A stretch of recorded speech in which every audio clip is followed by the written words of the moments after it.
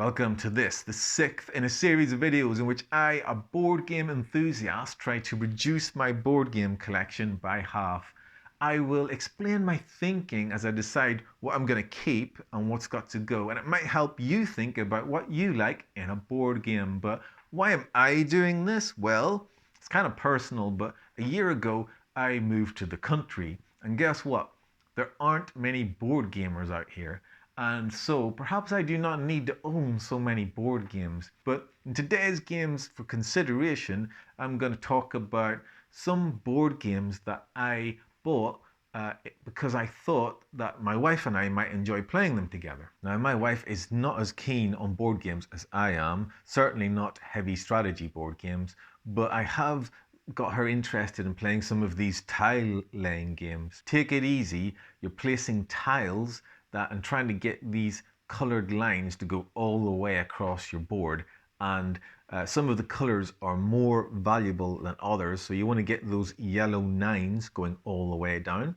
And in Cloud City there is no board, but you're placing your tiles in front of you, making a city, and in that one you want to get these colored bridges going all the way across. The longer the bridge, the more points it's going to score, but Cloud City has this 3D element. And finally, at My City, you're placing tiles on a board, but in My City, it's all about trying to fit the tiles together so that you're not leaving lots of empty space. And there are lots of additional challenges, such as trying to get buildings of the same color together.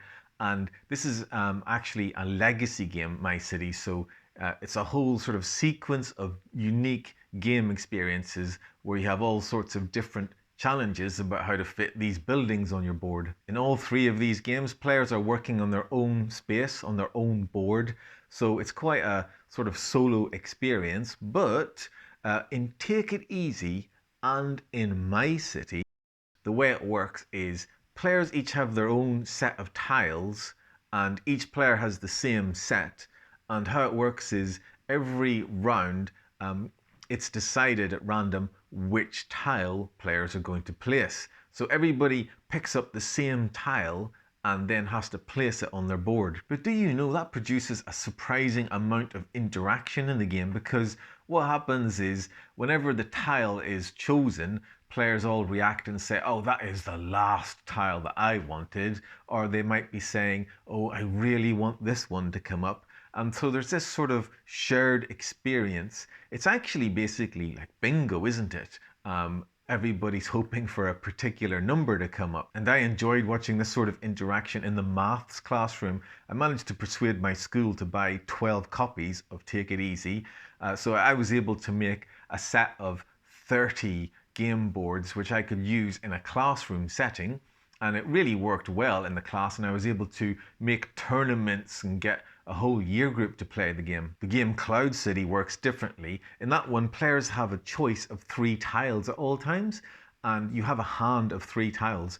And then whenever you place a tile, you get to choose another one from a face-up display. So you have a lot more control. There's a lot more strategy in Cloud City, which is something that I prefer. However, that would have never worked in a classroom setting, because with Take It Easy and My City, do you know that each time you're directed which tile to place? So it really is like following a trail of breadcrumbs. The game has these like guide rails that just guide you down a certain route. And certainly in the math classroom, that's what was required to make that a success. And with that element of randomness where the tile is just picked at random like in bingo, as I've said before, that has a effect of making everybody relax and feel less under pressure, because you can always blame the randomness, can't you? So that takes the pressure off when you're playing the game a little bit.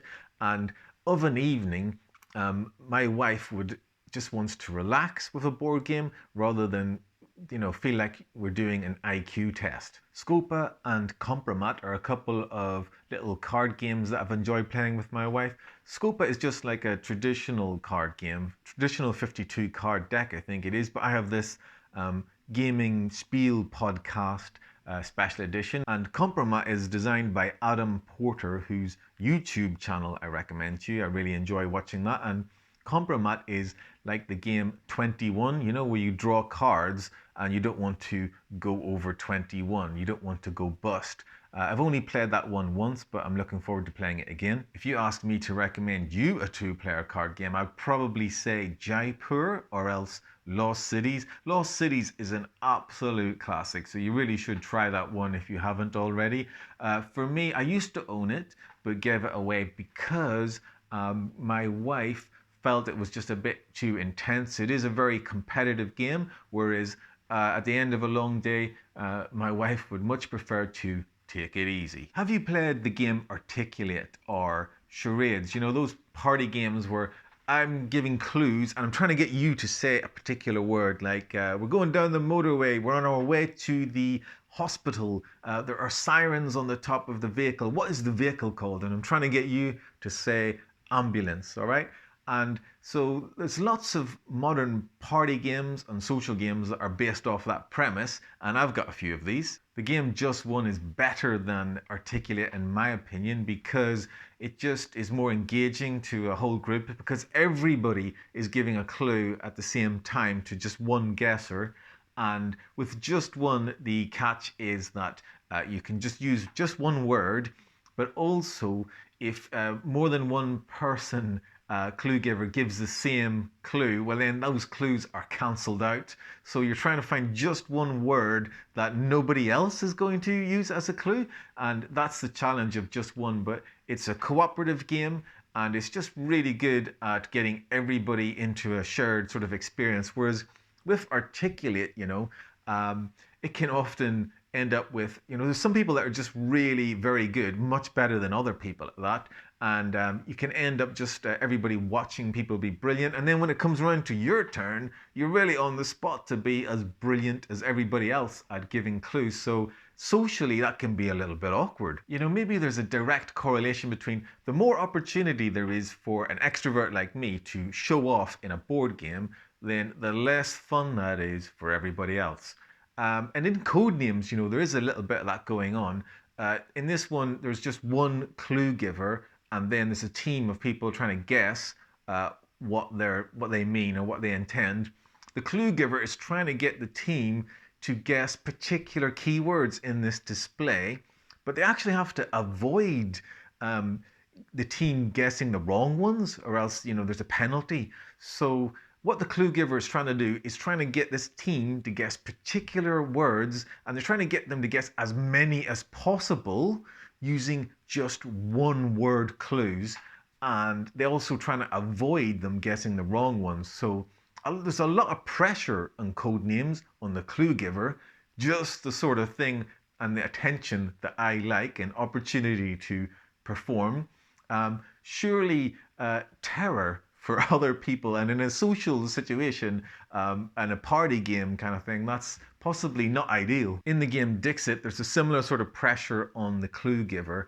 In Dixit, what you have to do is you have to give a clue that some people are going to guess, but not everybody. Otherwise, you get a penalty. So what you do is you have a hand of really beautiful artwork on these cards, and you select a card and put it face down, and then what happens is other cards are added into the mix, and what you want to do is you want to get some people to guess your card, but not everybody. So the challenge is to give a clue about your piece of artwork that somebody will connect with in the team, in the crowd, in the guessers, but you don't want to be too obvious or else everybody will guess it, right? And then you get a penalty.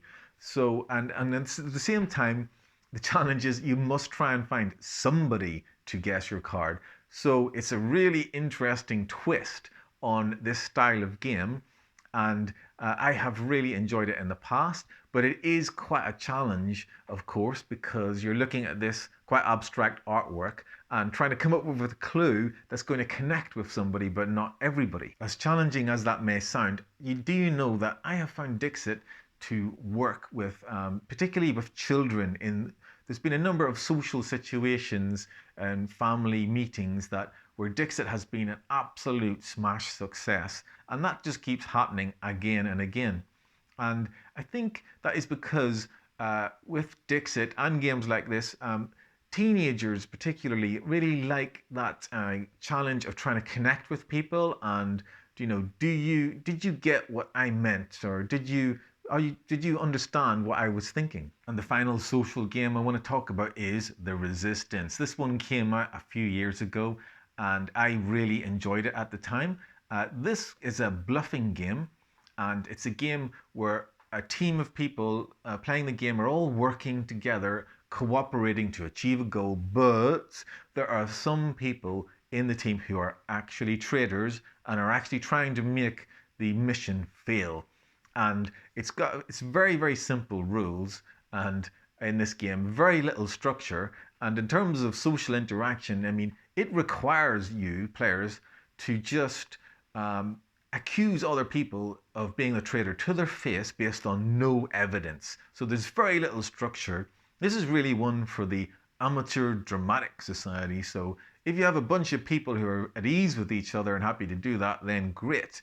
But yeah, you need to know what you're doing in a social situation when you pull this one out. And now it's time to decide about which games I'm going to keep and which ones I've got to go. You might think that now I live in a remote location that all of these social games, I might as well get rid of them, right? But the thing is, I do love these games. I am an extrovert. I love using these games in social situations. And these games are always seem to work. These are some of my favorites, and I do recommend them to you.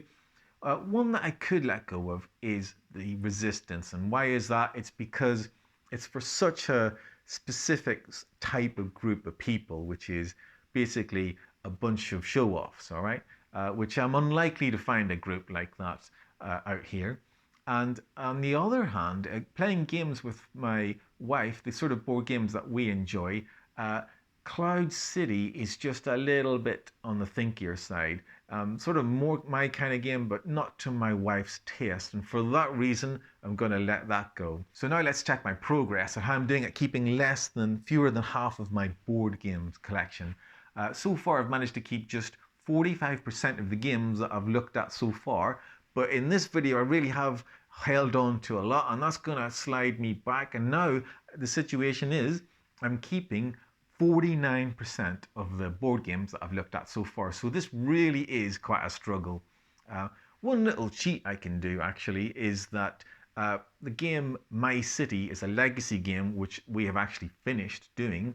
So I think I'm going to throw away that box and stuff My City into Take It Easy and save a bit of space that way. But yes, I'm only managing to keep under 50% of the games that I'm looking at. And I think in the next video, I'm just going to go from bad to worse because I'm going to look at some of my old favorites and make a decision about whether to keep them in the collection. Thank you for watching this video, and I'll see you in the next one.